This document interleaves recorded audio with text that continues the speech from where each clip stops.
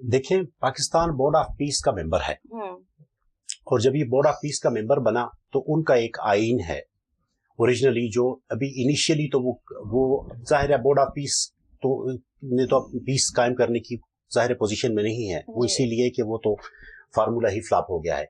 लेकिन उसमें ये इंटरनेशनली जो है बहुत सारी चीजें उसमें थी कि किस तरीके से कौन सा मुल्क जो है वो क्या रोल प्ले करेगा और किस तरीके से रोल प्ले होगा। देखिए, ये जो जंग है ना, अगर आप देखा जाए तो ये 2 बड़े हाथियों की या 3 बड़े हाथियों की जंग है। इसमें हमारा रोल जो है वो बहुत कम है।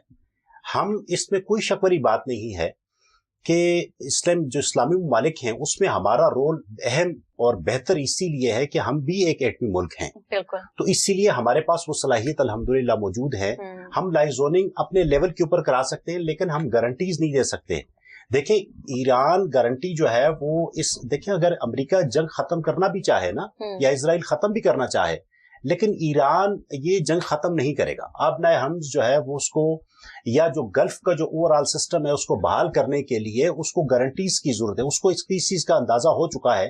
देखिए, बात यह है कि जब से ट्रंप आया है उसने क्या किया है, दुनिया में अफरा तफरी जो है वो फैलाई। ठीक है, चाइना के ऊपर, चाइना के माल के ऊपर जो उनकी अपनी जो कास्ट है उससे भी बढ़कर उसके ऊपर तकरीबन 50% तक, वैसे तो 30% है लेकिन मुख्तलिफ आइटम ऐसी हैं जिसके ऊपर उन्होंने टैक्सेस लगा दिए हैं।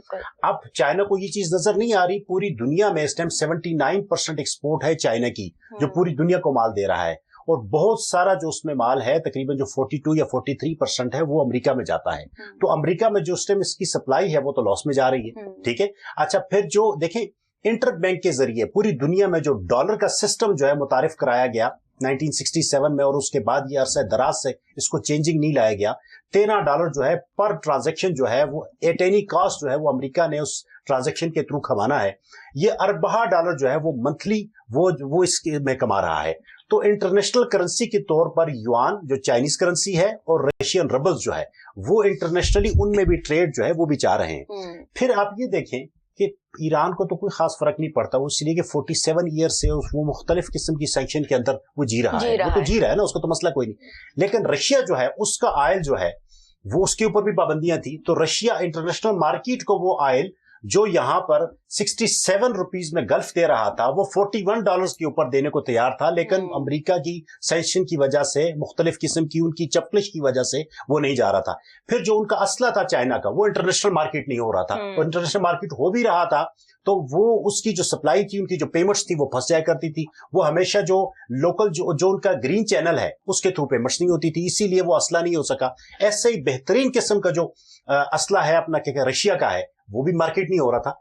तो अब ये ओरिजिनली अमेरिका, देखें इजराइल जो है वो उसने तो इस अमेरिका को इस जंग में धकेला है। इजराइल उस प्लेयर्स की तरह नहीं है, उसकी इन्वेस्टमेंट अमेरिका में बहुत ज्यादा है, इसमें कोई शक नहीं है। लेकिन ओरिजिनली अमेरिका, चाइना और रशिया, इन तीनों के दरमियान अब पूरी दुनिया का निजाम जो है एक दफा नए सिरे से, वो जिस तरह थर्ड वर्ल्ड वार होती है ना, और उसके वार के बाद जो है ना चीजें नई सेटलमेंट होती हैं, अब ये नई सेटलमेंट होगी। जब ये सेटलमेंट हो जाएगी तो चाइना और रशिया जो है ये ईरान के गारंटर होंगे और हम भी सुरखरू उसमें हो जाएंगे। अमेरिका तो चाहता था कि रशिया से तेल ही ना लिया जाए, अब रशिया से ही तेल हर जगह जा रहा है। रशिया तो देखे, रशियन तो खुद ऑफर कर दिया ना, वो तो देखे $41 जो है ना उसके ऊपर भी और उसको फायदा है, वो तो ऑयल पूरी दुनिया को देने के लिए तैयार है।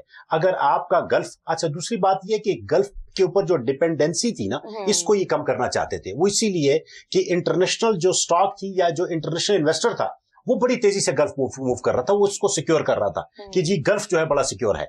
लेकिन एक दफा देखें, जिस बात यह है, ऑस्ट्रेलिया हो गया, कनाडा हो गया और बहुत सारे जजीरे हो गए, बहुत सारे ममालिक हो गए, वो इस चीज का इंतजार कर रहे थे कि हमारी तरफ कब चीजें आएंगी, हमारे जो स्टॉक्स है या हमारे पास जो इन्वेस्टमेंट है वो किस कदर होगी, हमारे पास रेल पेल कब होगी। तो वो रेल पेल पूरी दुनिया में नए सिरे से वो जानी शुरू हो गई है। लेकिन ओरिजिनली जो गारंटर है वो रशिया और चाइना ही होंगे, जिसके बाद ये जंगबंदी होगी। और वो तभी होगा जब अमेरिका खुल्लम खुल्ला उनको बोर्ड ऑफ पीस में बुलाकर या उनके साथ जो शराकतदारी है उसको प्रॉपर बांटेगा। जब ये पूरी दुनिया का जो सिस्टम है, जो प्रॉफिट है वो बांटना शुरू हो गया तो ये एक नए सिस्टम में चला जाएगा। अब ये देखें रिसेंटली कि एक बहुत बड़ा ब्लास्ट ऑलमोस्ट आने वाला है कि यूके जो है उसकी तकरीबन पूरी दुनिया की जितनी भी इंश्योरेंस कंपनीज हैं 41% जो है उसका यूके का रोल है।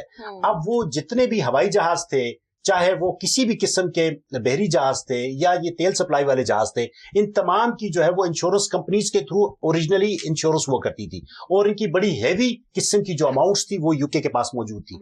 लेकिन पिछले तकरीबन कोई 1 महीना और 2 दिन या 3 दिन ने या 4 दिन ने वो उनको जमीन पे लाके खड़ा कर दिया है।